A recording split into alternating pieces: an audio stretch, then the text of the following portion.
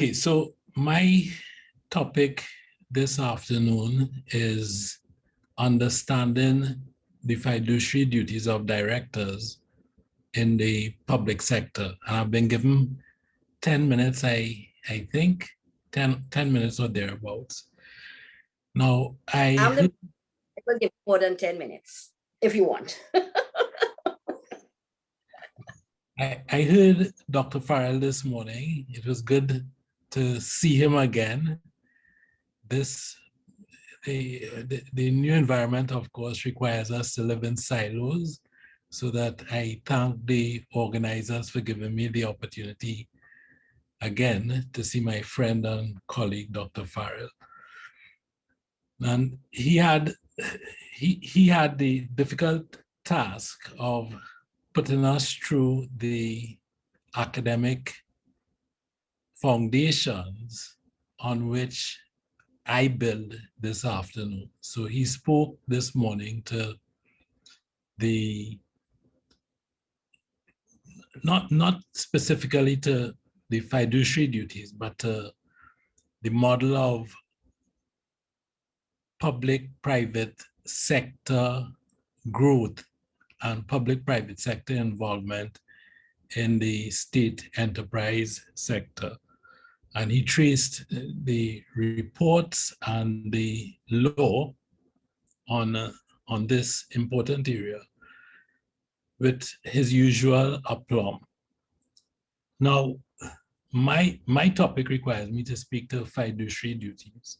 So a couple of points, general points must be made at the outset.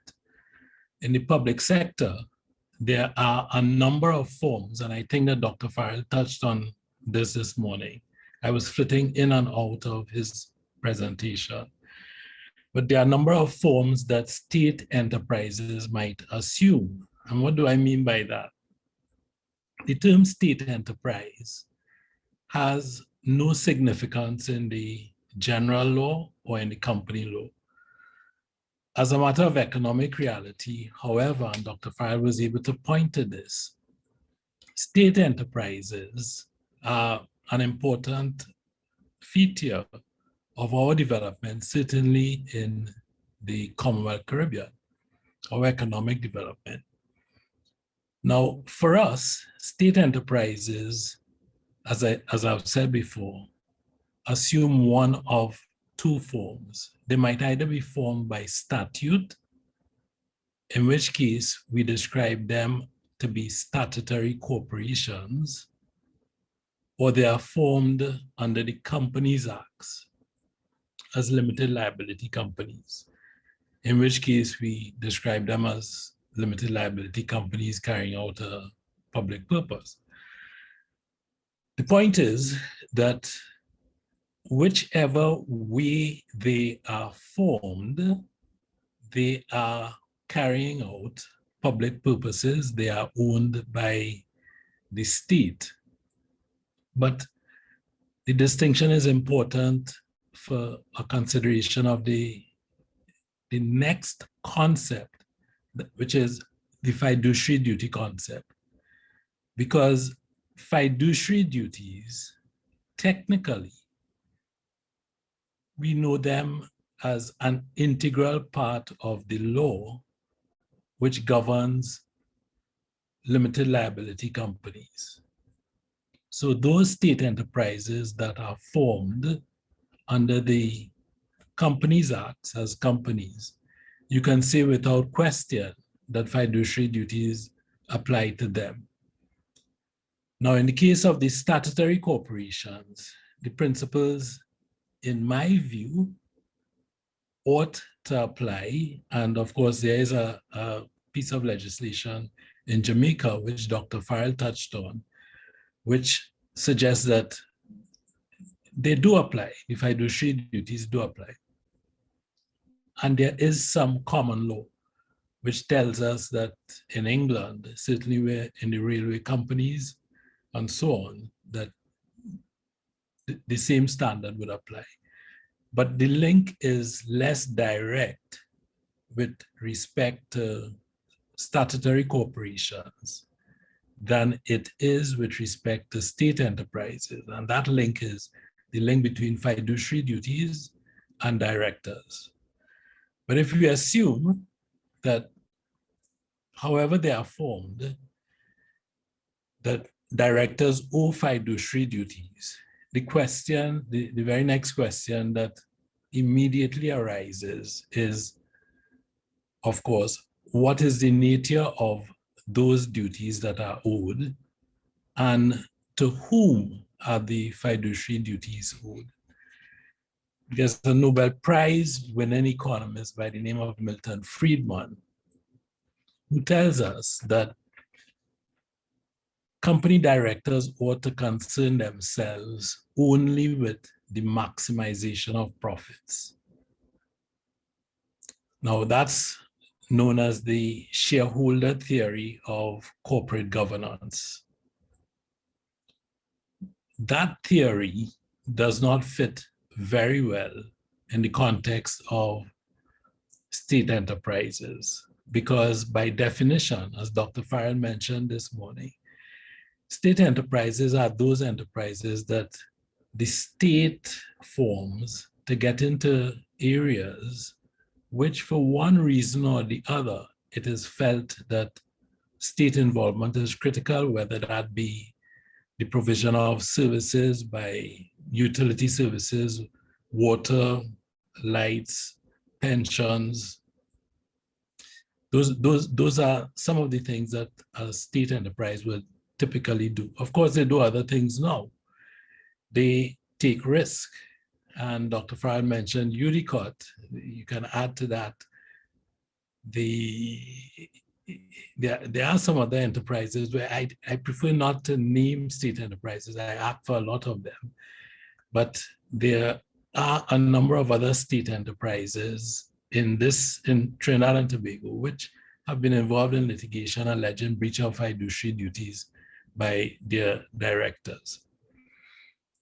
So if the maximization of returns, as Friedman says, ought to be the sole object of the director's duties, if that is not the driving purpose in corporate governance for the state enterprises, the next question is, well, then what is? And there's another theory that directors ought to be concerned with a wider constituency of interest: the employees of the company's customers, the environment increasingly, and also the society at large. And in Jamaica, the Companies Act has embraced that approach and has said, as a matter of company law, the directors must now, the modern director is required to take into account these wider constituencies. Now, the next question is, why would you want to require directors to take on board that wider constituency of interest?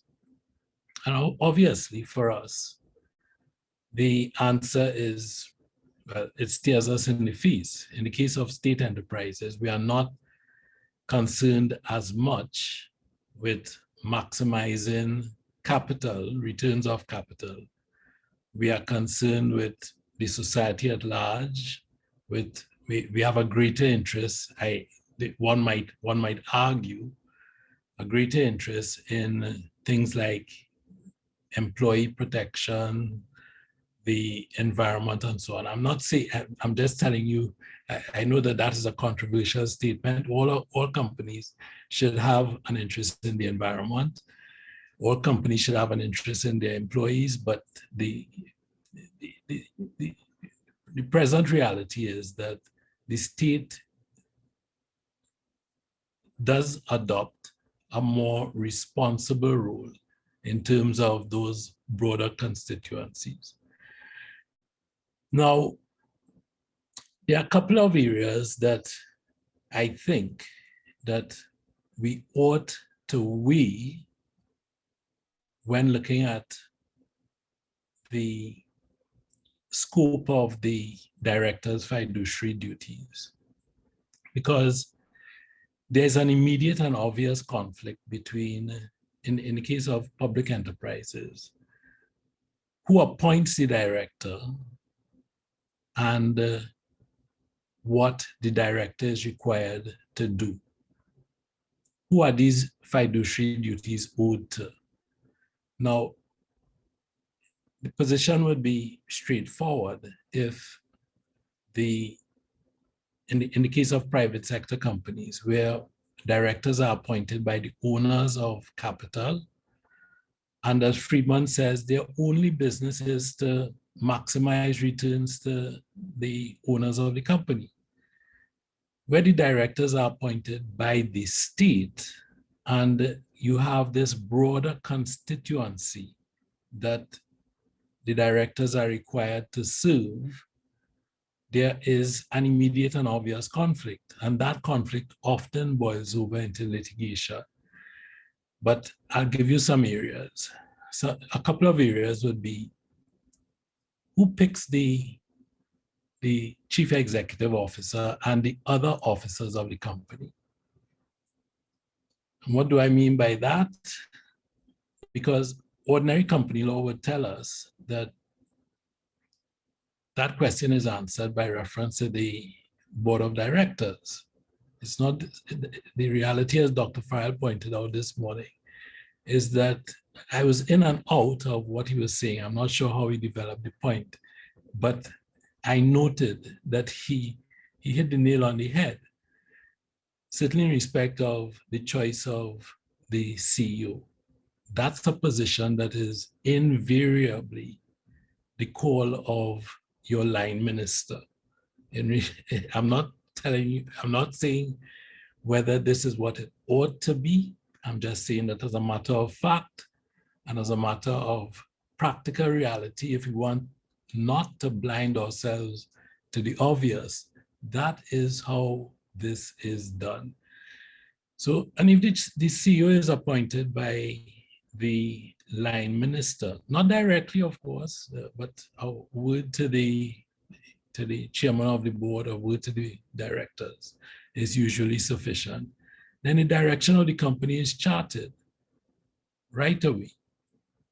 Then you have other important questions. Who establishes the mandate of the state enterprise? And who's responsible for achieving that mandate? Again, the answer should be obvious to us. The proper thing, from a governance point of view, whichever approach you take of what the directors must do, whether it is maximizing returns or whether it is looking after that broader constituency of interest. The point is that those two approaches are premised on the active involvement of the directors. But in the case of public sector enterprises, there's often room for, I'll put it no higher than that, room for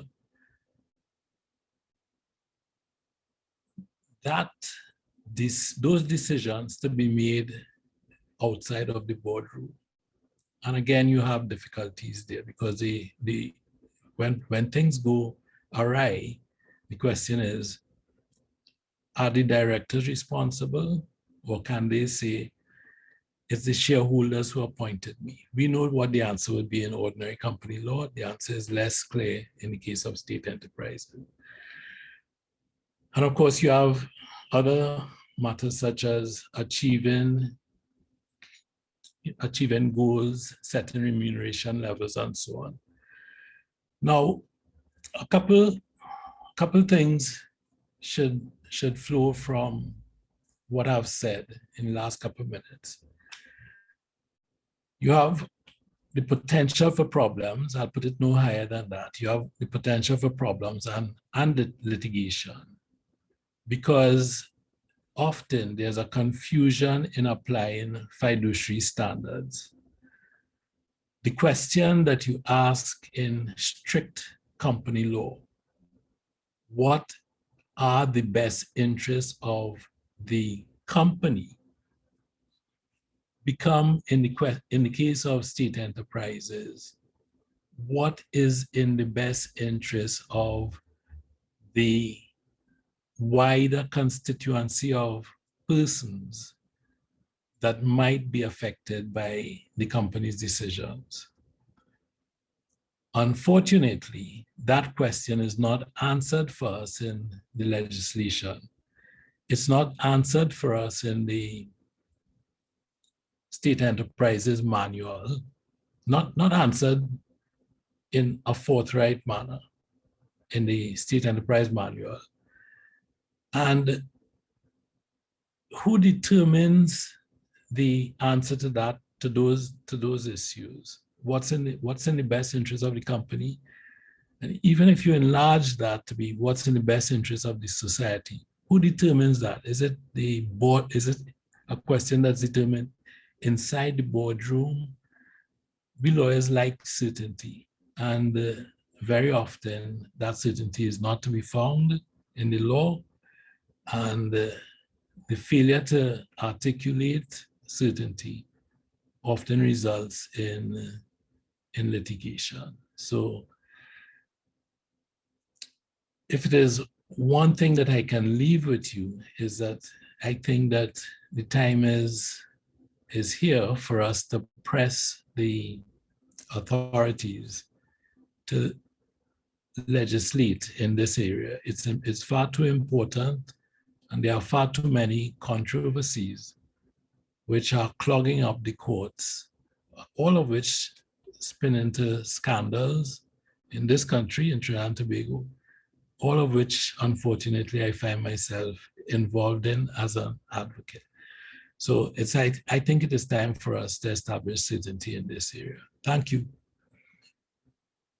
Well, thank you very much. Wow, I guess it's when you're embroiled in this, you can give us that sort of insight. To those on the outside, like here, we wouldn't know half of, or maybe of what you're talking about in some of the details. Obviously, you have very intimate knowledge, but thank you very much, John, Jeremie. Could we then ask Arlene to join us, and let's hear her. I think over the last few days, we have heard quite a lot about fiduciary duties of board members. And therefore, we all know that it has to do with being trustworthy, loyalty, how do we approach the work of the organization, whether it is unselfish, whether we are doing what we are supposed to do on behalf of the citizens of the country, even though, yes, there was the question of who actually owns, whether it's government or the citizens. I want to, since we know that, go to a place where maybe we start thinking of how can we change the narrative, because we have been working around the issues for quite a while. Dr. Farrell this morning indicated that we need to, and he laid out the plan, and he showed, and Kamla, I would be very appreciative of that report, because he indicated there are implementable actions listed in the report, and we need to start speaking from that place. Now, John, if I may call you John, Jeremie, indicated that we really need to begin, as he outlined it very clearly for us, the differences with respect to the law. We really need to start legislating. And I think Dr. Farrell also spoke to that as well.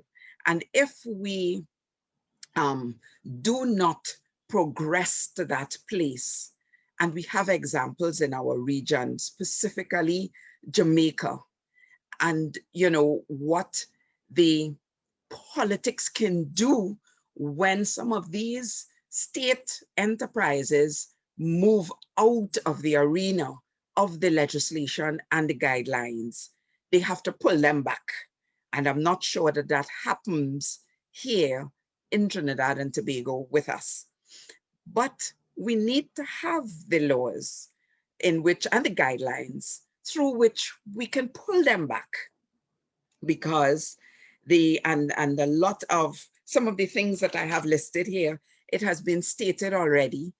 We are talking around the issues too much. We really, the whole issue of trying to implement change, but doing the same thing over and over. Maybe the rest of the region looks at us like that, as being a little schizophrenic, because they have taken, and believe it, and I've seen it in government, they have taken some of our initiatives and moved it to other levels. And we are still in the same place.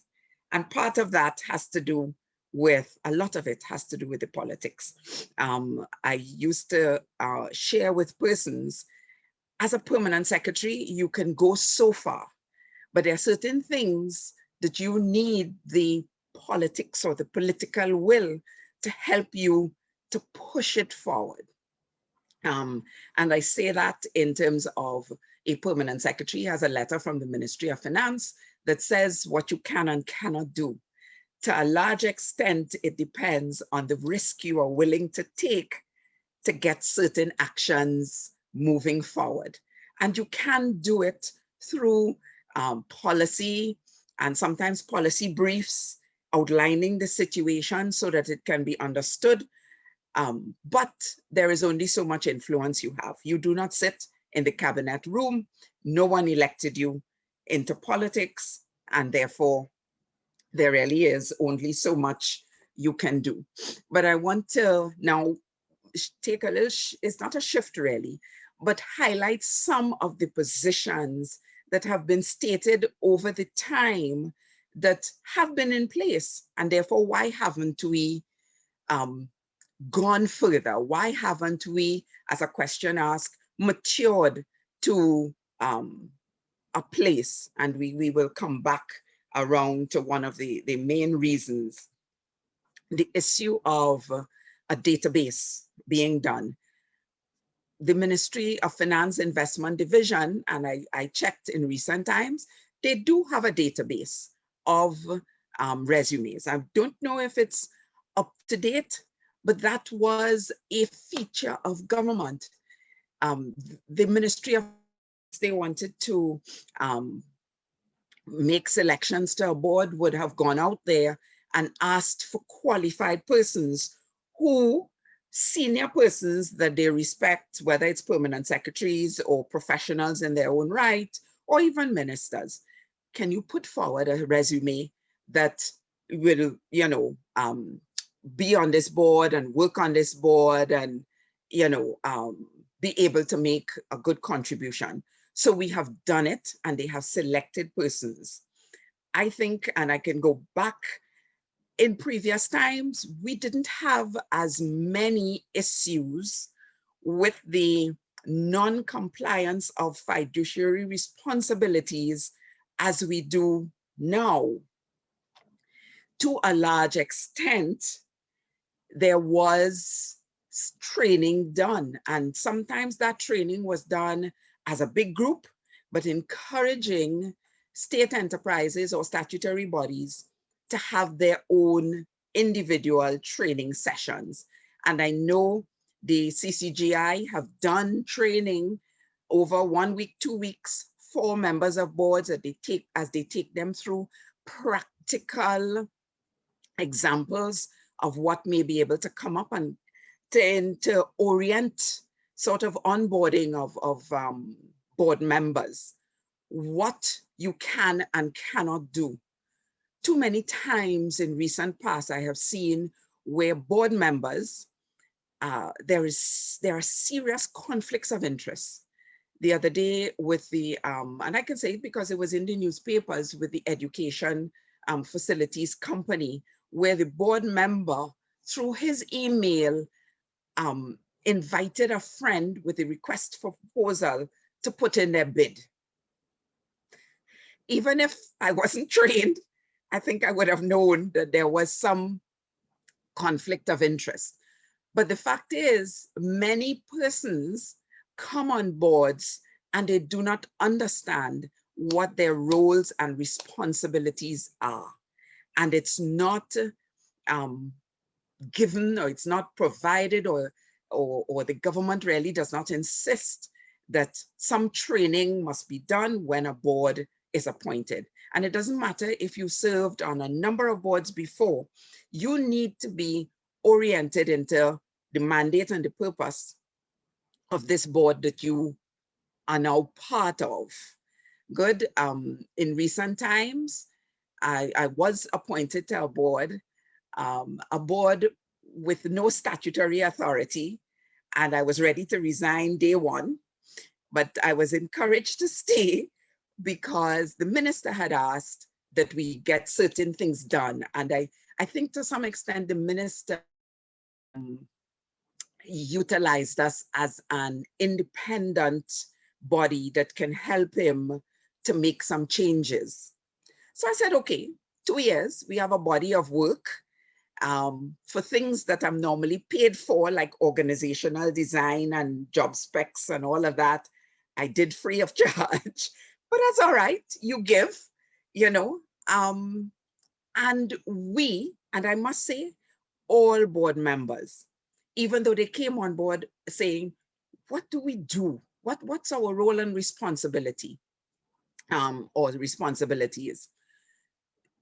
A few of them never served on a board. 2 of us actually, well, for me, being a permanent secretary and dealing with boards, had some experience there, and also doing it at Lockjack. So we did the training for our board members. Good. So that they could understand what their responsibility was. At the end of the day, when the report, we had to do a final report after we did a lot of work, including surveys to find out how the service was going, et cetera, I made the point, and the chair was very open to hearing it, advised the ministry that they should not be putting in place another board without an authority. It does not make sense. The board had no money to spend. You had to go to the ministry for any expenditure. So you really were not a board in the sense of the word. But we did what we had to do towards the benefit of the country. And I would say it was an essential service. Good. So you did what you had to do. But those are the kinds of things that you really want to be able to legislate against as we go forward. A board should not be put in place arbitrarily. You know, then you create confusion. And if they go awry, you wonder, should you penalize them if they go far over? You know, there are questions, a lot of questions that come into your mind. The whole issue of compliance, as John indicated, really needs to be in place through legislation. And I think once we are able to show in terms of examples of those who do not comply, we may get others falling in line. Good. The Trinidad and Tobago is noted for having the largest, I think, I did a course in London, and they looked at whistleblowing legislation and integrity in public life legislation. It's normally targeted to very senior persons in government. So for instance, if a chairman of a board has a certain mandate and the systems and the mechanisms are not in place for you to do what is right, or for his board members to go outside of, he might possibly be the one to complete the Integrity in Public Life Act, not every single board member. We had over, and they had our statistics, over 1,000 some persons who had to, and it might be more by now, given the number of state-owned enterprises we have, who needed to complete this form. And because of that, as Lara said, you're not getting the kind of people on boards that you would want to have. The board terms is something that also came up, and the fact, and I had some serious problems when I was a PS in the Ministry of Works, where you had change in government or the board, it wasn't works, it was more public admin. And the board went, the minister insisted everybody submit their resignation.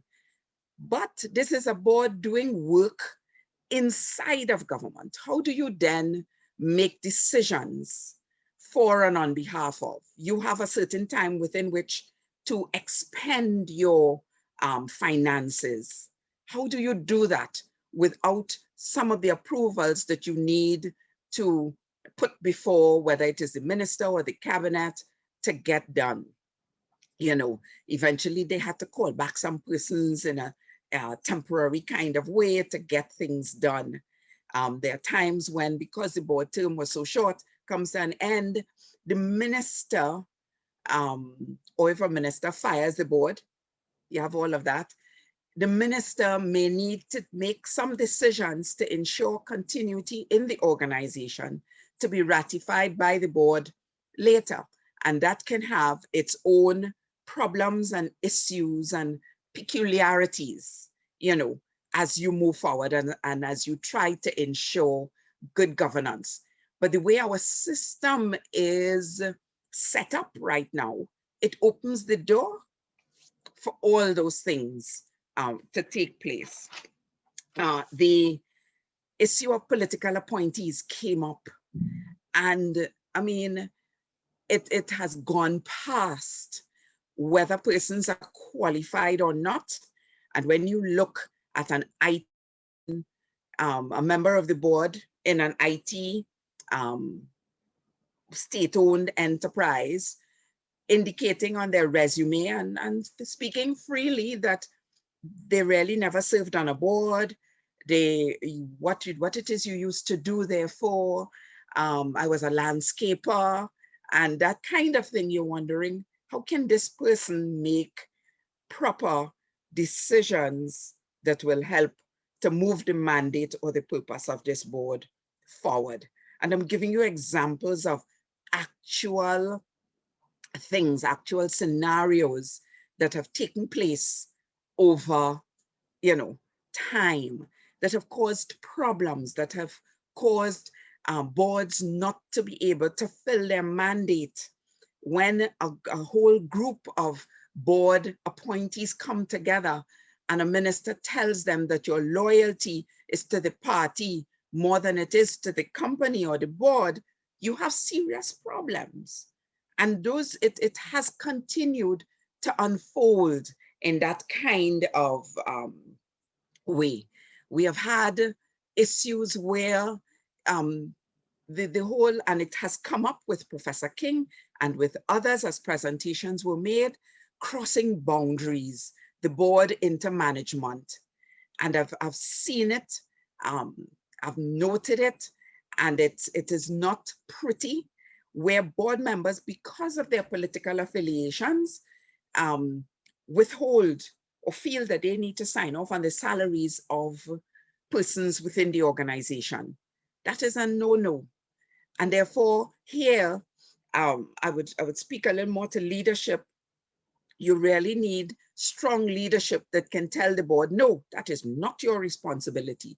It is mine within the organization. Yes, you have a responsibility to determine the remuneration of staff, but not withhold and approve every month when they should be paid.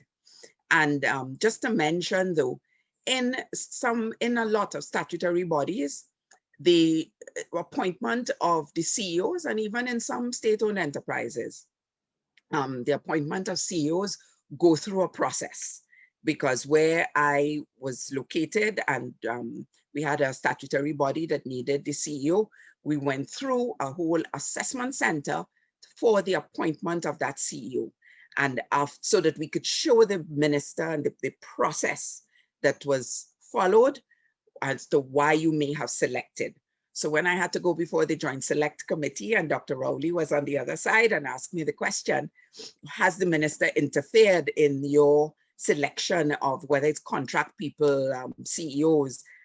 I could say no, because it wasn't my reality. I was able, being an HR professional myself, to say and influence, this is how we are supposed to do things. Good, but that is not always the case as we speak.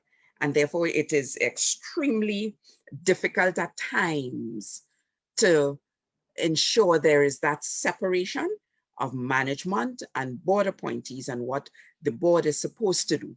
And we go back, if we don't train them or if we don't inform them about what they are supposed to do, and there are no sanctions for going outside of that, in terms of whether you fire the board member or you do whatever, it will continue. So we are at a place we really need to ensure that we do what is required to influence leadership. And here, Dr. Farrell, I knew the question, I knew the answer. Political will is absolutely critical, but we need influencers for that political will to understand the reality of our situation, that money is being wasted, that we have done this over time. And this is, we're talking state-owned enterprises, but for years in government, I have spoken to the fact, for instance, if you look at government and how monies are dispersed to ministries, you have public utilities, state, social development, housing, where else? Community development. They all receive funds for vulnerable people. You know how much money is hemorrhaged because it is so dispersed? It's really, really sad how we do business. So that leadership is absolutely critical to ensuring that there is a change going forward. We need to do things differently. We have had, this last point, we have had in the Ministry of Finance, a divestment secretariat. And as a result, we have had the divestment of some bodies coming into a whole, like the entertainment company, about 3 or 4 organizations or state-owned enterprises came together to make one. Tourism, also trade. You know, we have had those things, but right now, upwards, when you go on finance website, upwards of 60 plus state-owned enterprises, and we're not talking statutory bodies. We're really not making sense or doing ourselves in terms of the citizens of this country who are beneficiaries of the products of state-owned enterprises. We're not doing ourselves any good. So we need to find a way to change and transform, to be agile and to move forward, because it's not a static thing. And that's another thing in Trinidad. You put the legislation in place, and in the 1980s, and the legislation may not have changed over years, but times have changed. And we need to be in that place where we can see what changes are required. And I may have gone over my time, but thank you. It's a lot to say. Oh, no, I don't think you went over time. I think the topics are so interesting, and you certainly gave really some insights. We may have suspects, but we wouldn't have had the facts. So you obviously seen a lot from where you sit. And I think what we'd like to do now is, let me just go into the chat. There were a couple of one or two questions which I was asked, so if I could, if you can indulge me. One we're being asked is if we can ask John to explain the fiduciary duties in some detail, please. And what are the duties of trust and care, and how can that be applied to state sector? So over to you, John.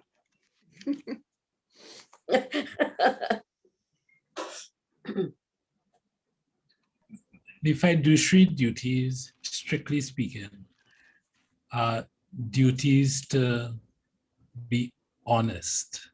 They sound in honesty, so that the remedy for breaches of those duties would be a remedy to punish you for being dishonest or disloyal to the company. That is to be contrasted, although it's in the same section in the Companies Act, is to be contrasted with the duty to exercise care, the prudential duties. So the duty to exercise care, it's also a statutory duty, but it's not fiduciary. It's not of the nature of a trust. It's not that higher standard. So you're not asking, of course, persons are supposed to be honest, but that is not all. That is captured in the fiduciary duties.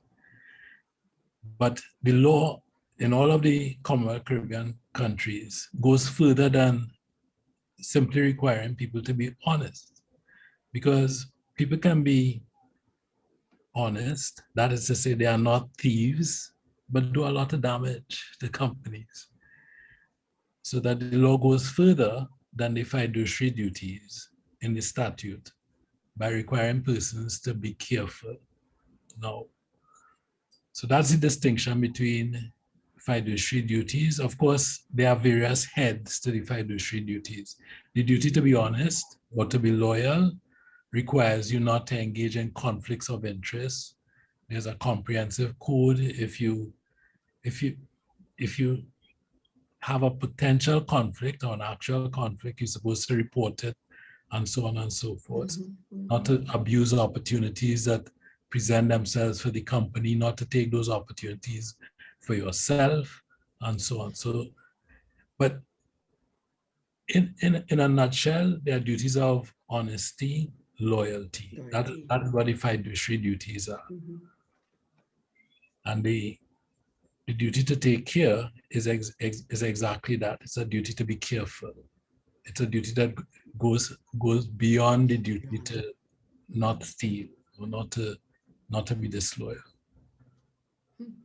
Good. All right. Then the other question we were asked of, if Arlene could answer, what can PSs do to influence the governance we are trying to achieve in state sector? Much response needs held by a PS, that is for sure. So Arlene, over to you. Okay. Yes, PSs can influence, but and as I spoke, I said it, I may have gone quickly.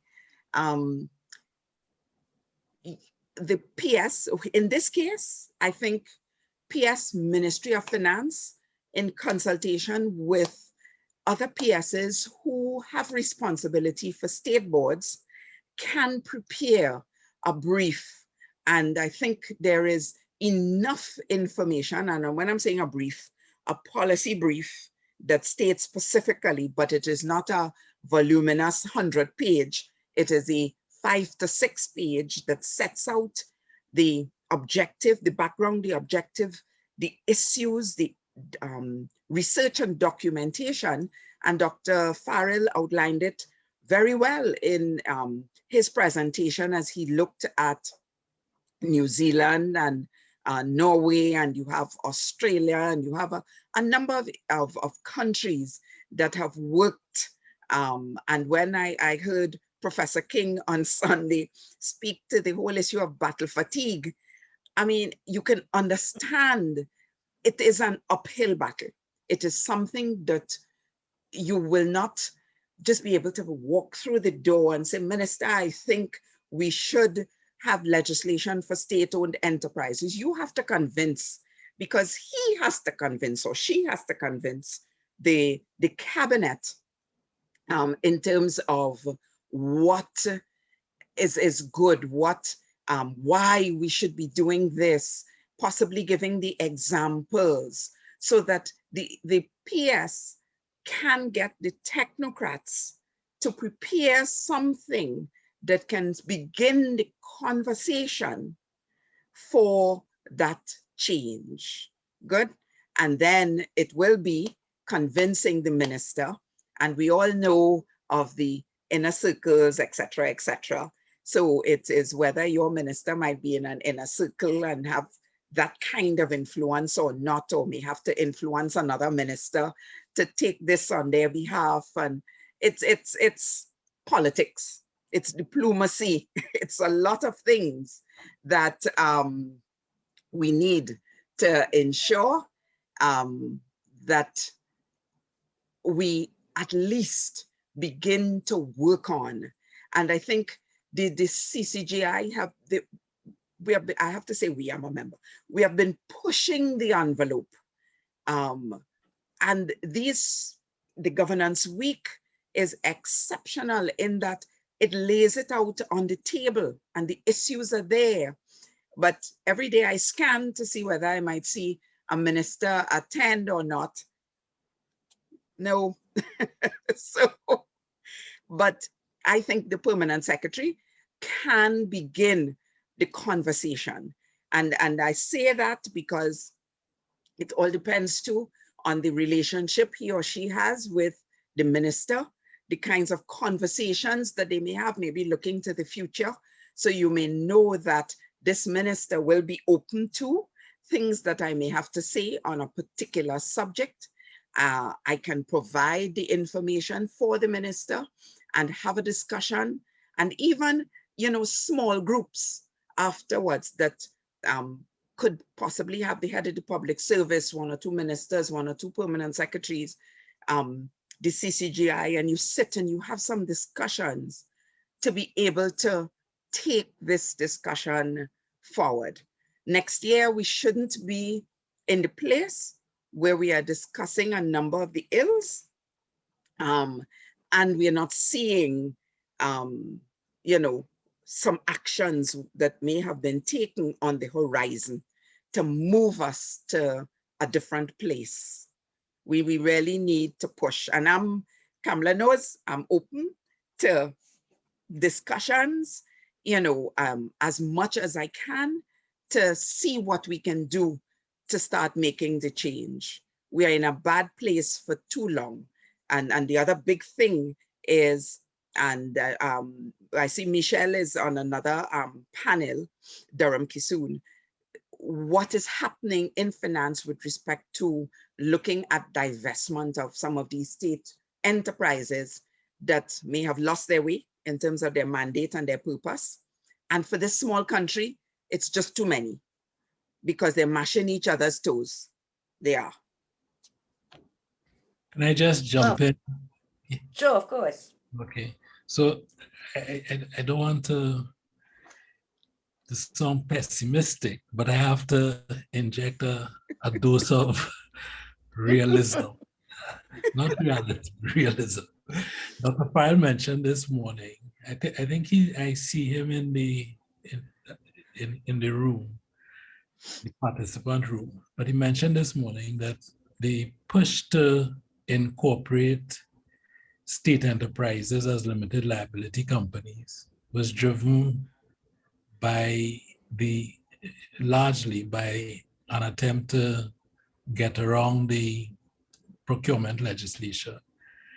And that is true. But those companies which were formed just around, beginning 20 years ago, I'm talking about the Educational Facilities Company, which is one that you have spoken of. I'm not myself speaking of any companies, but since you introduced it, I'll just jump on. As I said, it was in the papers. I'll just jump on the back of EFCL. Yeah. But there were a number formed over a particular weekend. We had a discussion. I was a part of the cabinet then, full disclosure, there was a discussion, and after that discussion, a number of those companies were formed. I think that is how I'd like to put it. And what I'd like to say is that, yes, there was this awareness that we would be circumventing the procurement law. But more importantly, if you remember, at that time, judicial review as a concept was beginning to take off. Now, judicial review is available in public law. So it's available to, you can get judicial review of a decision taken by WASA. You can go into WASA. Public law has a reach in there because there's a statutory underpinning. But there is no statutory underpinning for a limited liability company. So that was really a key driver in terms of getting us to that place. And I don't think that,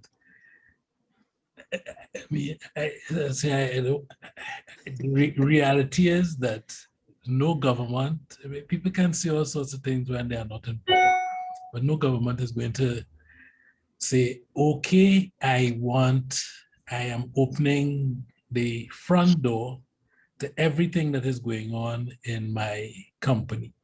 And I'm inviting the courts in to look over decisions which companies take, so that judges, which is another, that's the other extreme, so that judges are going to be looking over the shoulders of directors and saying, is this proper? Was this proper? Was this public law rational? Was this public law illegal? Was this public law unlawful? And so on and so forth. So that's a whole level of bureaucracy which these state enterprises are not designed, in my view, to attract.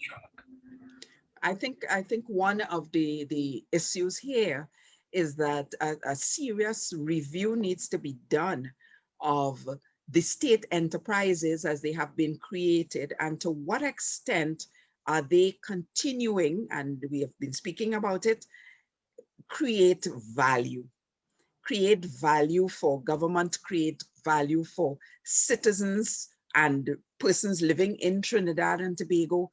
To what extent have these state enterprises been able to, even some of them that were supposed to be self-sufficient in terms of generating their own incomes, have they been able to do that and therefore not a burden on the state? I think 2/3 or more of our state enterprises will go by the wayside, as you consider it. But we need to have, and that might be an independent committee body, but somebody has to have that kind of will or mandate to do an independent kind of evaluation on the work of these state enterprises, and whether it is, and I think Dr. Farrell used a term about the whole issue of them, government is continuing to support, but they're in the background and they are failing and they have failed and nothing is happening with them. You continue to just hold them, and I'm not sure exactly why, it's continued. And especially as as I look at ministries and departments, as governments change, or I should say as administrations change, where a statutory body, and especially as we're talking about the economics, the social and the environmental, where a state enterprise or even a statutory body lies in terms of their mandate, that is changed, easily.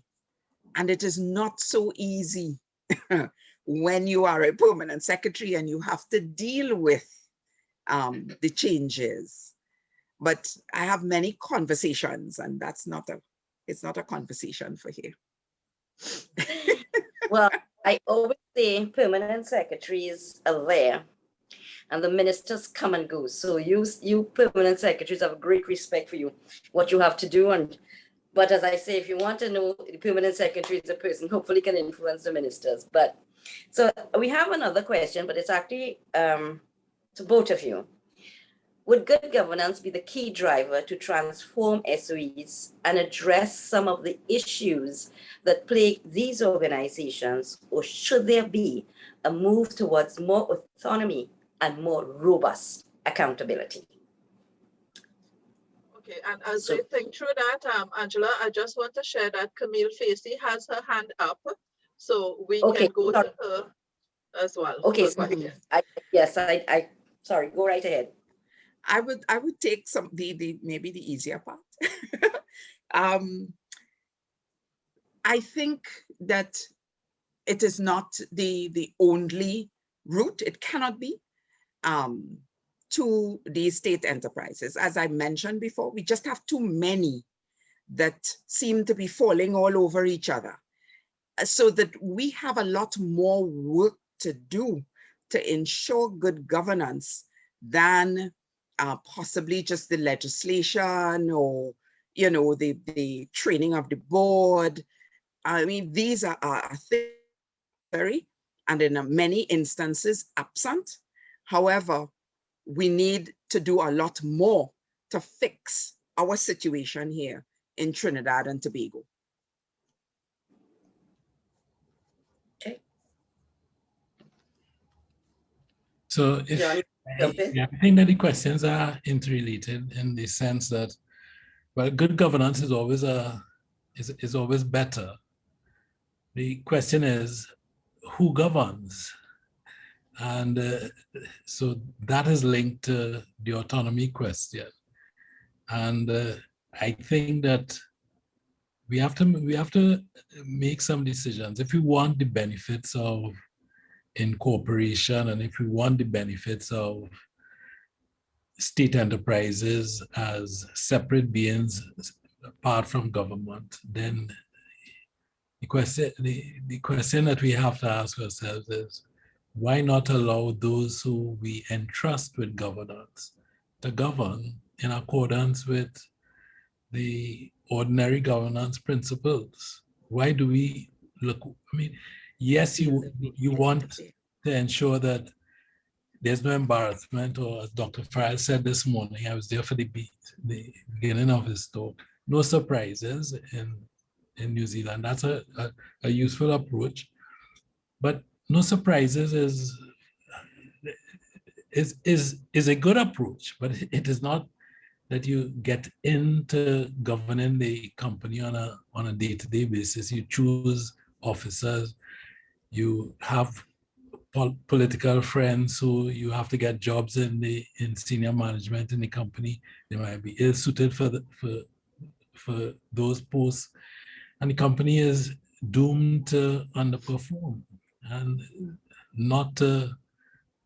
Its governance standards will never be appropriate if you have persons who are not appropriate in acting as officers and directors of the company. So I think that the questions are interrelated. Okay, so could we have the question with the raised hand? Yes, that's me, Camille. Hi, good morning. Thank you so much for these very insightful presentations. I'm sorry I missed Dr. Farrell this morning. So I am in Jamaica, and I wanted to ask John and Arlene. In Jamaica, we have our Public Bodies Management and Accountability Act. Yes. And that act says that every director and officer of a public body shall, in exercise of his powers and the performance of his duties, act honestly and in good faith in the best interest of the public body. That section replicates the section in our Companies Act. Our PBME also goes on to say that the directors must exercise care, diligence, and skill that a reasonably prudent person should exercise.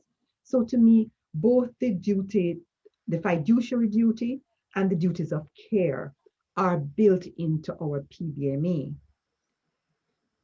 So in Jamaica, we have been telling our directors that they have a responsibility to act in the best interest of the company. And that what the minister does is he gives them general guidance and guidelines and the policy and the mandate of government based on which they were elected. But after that, It is the Yes. director's responsibility to govern that entity as they would a private sector entity. So how do you perceive that kind of way that we're trying to move in Jamaica? Do you think that that is a legally sound basis? I think so. I think so. And you see, you have your guidelines that are specific. Our state enterprise performance manual has a lot of information, and even as companies, because in facilitating programs and governance, I have indicated and shared with persons who are directors of companies, you have this document. Even if you go through it and you implement some of the functions, the systems, you know, that they highlight you, that you need to, you will be better off. You will go further. But it's as though many people, some didn't know that it exists, Right. and others, like, they didn't bother. They're on the board, and you know, the board is moving along a certain path, and it's as though you don't care. For others, their eyes were opened and they indicated, okay, this is a way we can at least gather or get some knowledge on how we can do things better, so that person or persons can work towards better governance. But that is not always the case. And what I found in Jamaica is you have your legislation, you also have your guidelines, and your Auditor General as well lays out the situation. But when things go awry that affects the brand, the politics steps in no uncertain terms, you know, to speak to everyone, not necessarily within that state-owned enterprise, but to speak on what is better governance, what, especially to senior people, how do we step back from this? And one of the things I remembered, because I assisted in facilitating a session in Jamaica, the Prime Minister indicated we have to look seriously at who you recommend to be members of the board. It cannot just be your friend in your constituency who you feel should be on the board, and they cannot, you know, make an impact or add value to what is supposed to be. So there is a better, to me, synchronization of who some of the persons you are putting on the boards. And we heard from one of your persons over the time, wasn't it Sasha? Or the fact that you are also looking at the issue of qualifications for or certification for board members in terms of training. So you don't have persons who are coming in there who almost know nothing and continue to know nothing, because nothing happens in terms of education and training, and it doesn't have to be formal. Professor King shared some good insights to the whole issue of information sharing, or let us talk this issue, and therefore you're able to bring in knowledge and information that can help persons to learn and to move forward. I am not sure that we have some of these things. I know in some instances we have statutory bodies that have trained their board members and update that training as a matter of course, not just with the legislation, but with their fiduciary responsibilities. So you ensure that even if you have one board member that has changed, they're all on the same page at the end of the day. It is so many, we have so many of these state-owned enterprises that are just legislated through the Companies Act, that it's not sufficient. It's not sufficient. And I think Ministry of Finance is also strapped to some extent in terms of staff, because they are supposed to have a monitoring role over all the state enterprises. And what we have been seeing, because in the Parliament, as the state enterprises go before the public, the citizenry can see that they don't seem to be working on our behalf. There is so much going on in the background based on the questions asked and the reports that they put forward at the end of any financial year. And they do have those requirements. And the state manual, the performance manual, clearly outlines what you are supposed to do and where you're supposed to send it. Good. But sometimes they go before the joint select and you wonder exactly what they were doing or what they were thinking at the end of the day. Yes. Continue. Camille, are you here? Yeah. Yes, we are. Yeah. So I did say that you had legislation in Jamaica, but that we would get, in my view, we get to that result without the legislation. Of course, the legislation is great, but what it does is to essentially mirror the duties, the statutory duties, fiduciary, and the duty of care. It brings those duties over and makes those duties expressly applicable in the context of public sector enterprises. That's good, but I said that even without the legislation, we arrive at that result because of the common law. So the old cases, Aberdeen Railway versus Blakey and so on. So we have to go back.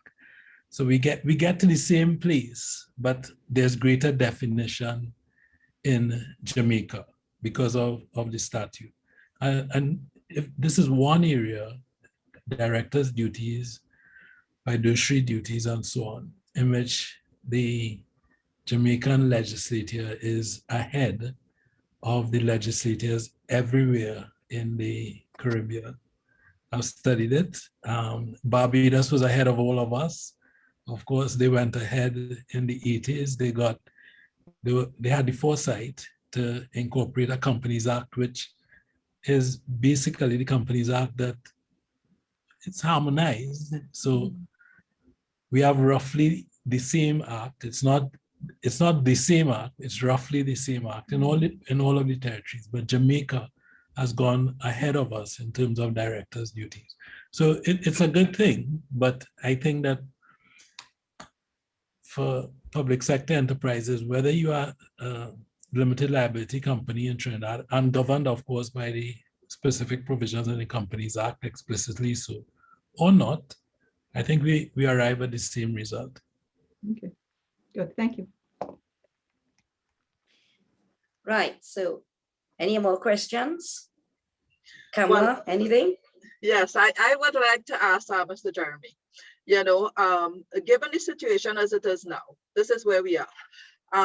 What advice would you offer to persons who are sitting on state boards now in terms of how can they comply with the expectations of that, the duties, however we arrive at it, given the ruling in the Privy Council decision involving ETEC, that at the end of the day, it is the directors themselves who are going to be called on to account for decisions made in the state-owned companies. So what advice would you give? Okay, well, again, you're calling names. I haven't. So ETEC is a case, I was involved in the matter in the Privy Council, of course. I lost in the Privy Council, but the question was not decided on the merits. It was a very narrow point that went up to the Privy Council, the limitation period, which is important for us because oftentimes the directors of state enterprises, and of course I know that my client was blameless in the e-tech case. But it's possible to, I mean, I'm a lawyer, so I represent clients who are not always blameless. And there are times when people breach their duties of care, which is what was alleged to have happened in e-tech. There was an alleged breach of the duty of care. Now, if you're suing in a duty of care, that's a claim that has to be brought within a period of time. It's not like a fiduciary duty, which is honesty. Honesty, you could sue at any time. But so claims in respect of breaches of duty of care, you have to bring it within 4 years. And that's all that e-tech was about. Did they bring the claim in the Privy Council? Did they bring the claim within the 4-year period? We said no, and the Privy Council said, we're not deciding that question one way or the other. We're just saying go ahead and raise it in the trial. Now, of course, when before the trial court, there was no evidence. So the case crumbled. So, I mean, I'm not sure that e-tech is an authority that cautions or that, except insofar as not e-tech, UTT, and the Malcolm Jones case, all of which I was involved in all of those cases. What they demonstrate is that it is not only possible, but likely that directors will have someone at some time looking over their shoulders. Mm-hmm. So that you should be careful in taking directions from government ministers which are not in the best interest of the company. And that's the fiduciary duty. Act in accordance with what is in the best interest of the company. So I think there's a broader point there, but on the narrow facts of e-tech, no, there's nothing. But the fact that the case was brought, the fact that Malcolm Jones was sued, the fact that Professor Copeland and others were sued in the UTT case, and there's Professor Copeland's case in the copyright case as well, which I'm not involved in. But they all show that directors need to be more careful than, say, 20 years ago. Yeah, so I was looking for more of a general bit of advice rather than go into the merits of e-tech case. Although I would like for you to clarify for me, because it may be that I misunderstood that limitation period, but I took it to mean from the Privy Council decision that directors, even after they demit office, and it may be, you know, through changes of boards or whatever, that 4-year limitation period does not begin at that point. But it begins much later when, let's say, there's a change in directorate. So that can happen 10 years later, because at that point, it is only then you may have a company that will not be fettered by the directors who are currently occupying the boardroom, so that that limitation period does not begin when you demit office, but it can apply long after. Well, the limitation, what e-tech decides is that the statute of limitations can be told. They didn't actually decide the point. They didn't say it is told. They say it can be told, that it can stop, right? So you count the period. It's a technical thing, how you count the 4-year period. And what the Privy Council is saying is that we don't want to decide this without hearing all the evidence. Who knew what when? Did the minister know? The minister is not the company. Did the company know? What's the evidence that the company knew? Who is the company? Because it's not the board directors. Is it a subsequent change? a new board of directors? Is it the officers of the company? Because all of those were possibilities.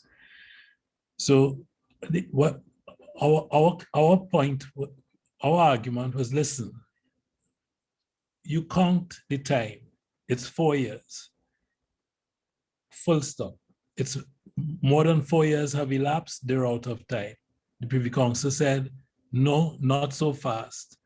Go back to the trial judge and look at all of these considerations. We're not drawing, as I think it was Lord Hope who said, we're not drawing any bright lines. Go back to the trial judge. Of course, there was no evidence before the trial judge, so the case collapsed. They pulled the case. So let me ask you that very provocative questions we addressed with Dr. Farrell earlier.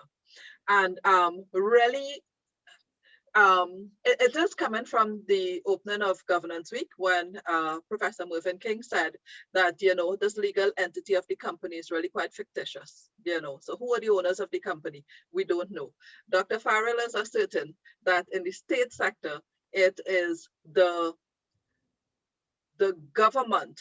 Am I correct, Dr. Farrell? Let me make sure I'm not misquoting you here. Is it the government or the political party that is in power at the moment that owns the company? No, the company is owned by the state. And so the government of the day, which happens to be the political party that is in power, is the one that is responsible. So they own the company ultimately because the company is owned by the citizens. Right? Citizens don't have their name on any shareholder register, so the government is acting on behalf of the citizens. So the government owns the company. The government of the day owns the company. When the government changes at the next election, then the next government, the new Minister of Finance, Corporation Sole, he can do whatever he feels that he needs to do with the company. So following up from that, our evidence in ETEC was that the Corporation Sole would get the minutes and he would see exactly what was going on in the company. So that as the owner, the only owner by definition of a state enterprise, he knew what was going on so that he could, it was not open to the state to say that they did not know. They knew all along. And the Privy Council didn't, it went well on the day. They seemed to be with us, but when it came to writing, they said, no, go and prove that the minister actually knew, that you told the minister this. And so on. If we had the evidence to say that X landed on the minister's desk and he read it and so on and so forth, the case that would have been the end of it, I think. But the evidence was not that strong at that, with respect to that. Okay, but you know, I just want to point to something. This is a message I put in the chat earlier, which was an email I received a few minutes ago from Professor Bob Garrett. And I think something that we could take into account here. First, he said, Dr. Farrell, a very good session with you this morning. And then he adds, as we are working in real time, it is enlightening to see that the South African High Court has today sentenced ex-President Jacob Zuma to jail for 15 months for his deliberate sabotaging of effective corporate governance and allowing state capture by the Gupta brothers to the detriment of so many state-owned enterprises. It is a triumph for the South African system of law. But will he turn up on Monday for his sentence? If not, we shall see the fight for good corporate governance played out dramatically at national level. Now, for persons who may not be familiar with the situation in South Africa, I want to direct you to a video by Trevor Noah. It is absolutely hilarious, but it will give you really good context and understanding of what Professor Garrett is referring to here when he talks about state capture by the Gupta brothers, who it would seem controlled President Jacob Zuma and led to a lot of decisions which clearly was not in the interest of the state-owned organizations in South Africa. So we are seeing these cases developing in different countries because you are getting more and more people questioning the decisions that are being made by those who are in power, who have use of the resources, which are really state resources, which is owned by the people and ought to be used for the betterment of all citizens rather than the few who have the ability to influence and use the power. Mr. Jeremie, I wondered, would you like to comment on that South African decision in the High Court? Are you familiar with the Jacob Zuma matter, or would you prefer not to? I don't want to comment as yet. I mean, of course, I've been following it, but I haven't read enough. I like to read before I say anything publicly. I haven't read what has taken place today. Okay, so I appreciate and respect that. What we do need to keep in mind, and I think this is one of the clarion calls that has been coming from Professor Garrett, Professor Mervyn King, and other persons who are trying to get us to think about what really is the purpose of organizations and moving away from that profit maximization theory, which you spoke to earlier, Mr. Jeremie, that was, articulated by Milton Friedman so much way back in the 70s. The reality is, from the 80s onwards, there has been a challenge to that philosophy, and there has been this concept of the social responsibility of organizations, and a lot of that is coming from the social activists, people who are looking on and calling for a different type of governance. And that is why the whole notion of ESG now, having a metric that measures your impact on the environment, a metric that measures your impact on people, which is the social aspect, and in yesterday's panel, we also discussed what Professor Garrett is proposing, that what ought to be included there too is entrepreneurship. And the fact that organizations need to become so creative and innovative in how we use resources, how we function in this dynamic environment, so that what it really is requiring is all of us to become so much more aware, to be part of that movement for trying to do as some of what you have said here. One, we need to make it very clear and certain what really are the duties that apply, and therefore what is the expectation we have of those directors. Or as Arlene is saying, let's have next year, when we talk about Governance Week, we are not in the same place talking about the challenges, but rather what have we done that's going to help change the conversation so that we are able to reflect and learn from what we'd have done in the last year to take that forward a bit more. Angela, it's 2:28. I'm handing over to you. You can just call on our panelists to make their closing remarks, and we end. Yes, that is what I was going to do. So having seen it's 2:28, you have a minute each. So ladies first, could we have ladies first? Arlene. Yes, I just want to say thank you for allowing me to share. It is good governance is a critical part of what is government, and it is government for all of the people. And one of my, it's not a pet peeve, but I think we are in a place where we need new mindsets in politicians that are working for and on behalf of all of the people of our country. And that is Trinidad and Tobago. But how many of us willing to put ourselves up in order to do that? We prefer to work from the background, at least me. So, it's a conversation that I am willing to continue to be a part of, so that we can look for a way forward to begin to get things done. And a lot of work has already been done. So it is to try to leverage on some of that work and to look for maybe, as they say, the low-hanging fruits, so we could start to change the narrative, as you say. Thank you. Thanks, Arlene. John? Okay, so thank you for having me as well.